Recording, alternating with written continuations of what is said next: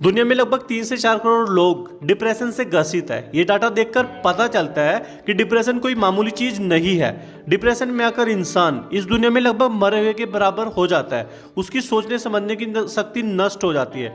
लेकिन बात यह आती है कि आखिर डिप्रेस इंसान के दिमाग में चल क्या रहा होता है जो उसे इतना डिप्रेस्ड बनाता है। वैसे तो काफी सारे लोग डिप्रेस पर्सन को सलाह देते हैं, लेकिन उसके बावजूद भी वो लोग डिप्रेशन से बाहर नहीं आ पाते।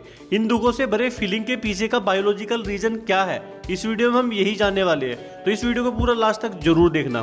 पहले डॉक्टर और साइंटिस्ट ये बोलते थे कि डिप्रेशन एक प्रकार का केमिकल इम्बैलेंस होता है हमारे ब्रेन में।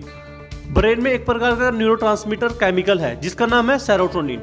डिप्रेस लोगों के दिमाग में इस केमिकल की कमी पाई जाती है। इसे फील गुड केमिकल भी कहते हैं। यह केमिकल इंपॉर्टेंट है हमारे लिए और यह केमिकल हमें अच्छा फील करवाता है। इस केमिकल की मात्रा ब्रेन में बढ़ाने के लिए डॉक्टर एंटी डिप्रेस टैबलेट देते थे जो कि डिप्रेशन को काफी हद तक कम करती थी। इसे ये पता चलता है कि डिप्रेशन में केमिकल का खेल तो जरूर है पर 100% नहीं। डिप्रेशन के पीछे और भी डीप प्रॉब्लम है जो कि इंसान को बार बार डिप्रेस्ड बनाते हैं। तो सवाल ये आता है कि वो प्रॉब्लम है क्या और इनसे हमें कैसे छुटकारा पा सकते हैं। बहुत सारे लोगों के ब्रेन स्कैन करने से पता चला कि उनके ब्रेन सेल्स के बीच कनेक्शन कमजोर थे और उनका हिप्पोकैम्पस जो कि दिमाग का एक पार्ट है जो याद और मेमोरी के लिए रिस्पॉन्सिबल है, वो काफी छोटा था एक स्वस्थ इंसान के मुकाबले। वो ब्रेन के कुछ हिस्सों में सेल्स की ग्रोथ को कम होना देखा गया।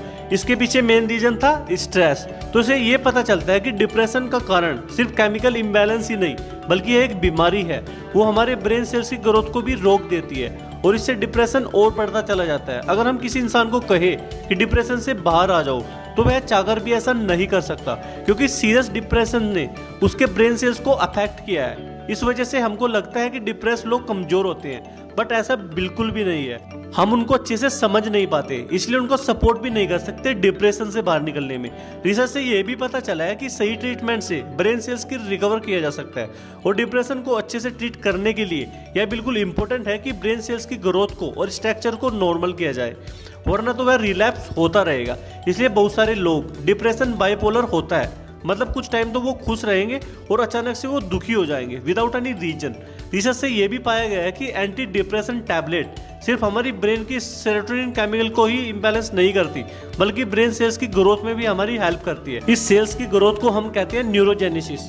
इस वजह से डॉक्टर बिलीव करते हैं कि डिप्रेशन के ट्रीटमेंट के वक्त हमारा फोकस होना चाहिए न्यूरोजेनेसिस पर, क्योंकि ये काफी इंपॉर्टेंट है।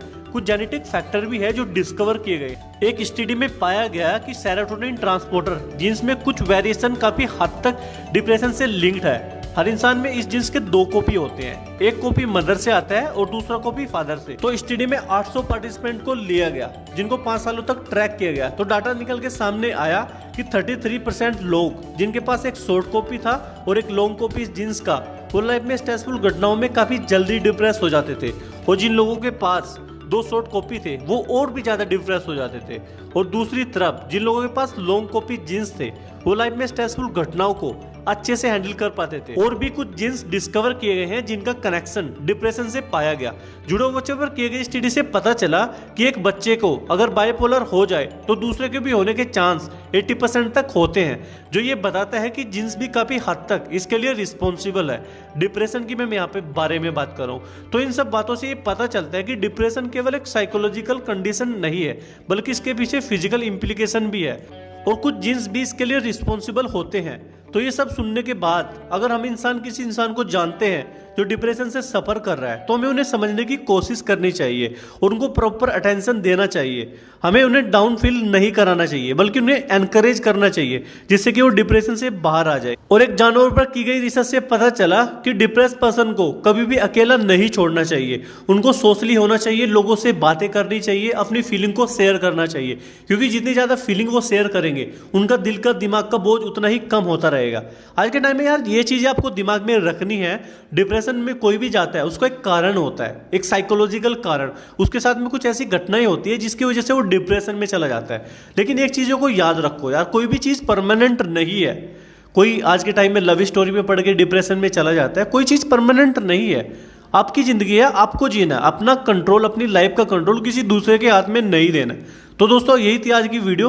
अगर आपको ये इन्फॉर्मेशन पसंद आई तो वीडियो को लाइक और शेयर करना मत भूलना। अगर चैनल पे पहली बार है तो चैनल को भी सब्सक्राइब करो। Thanks for watching.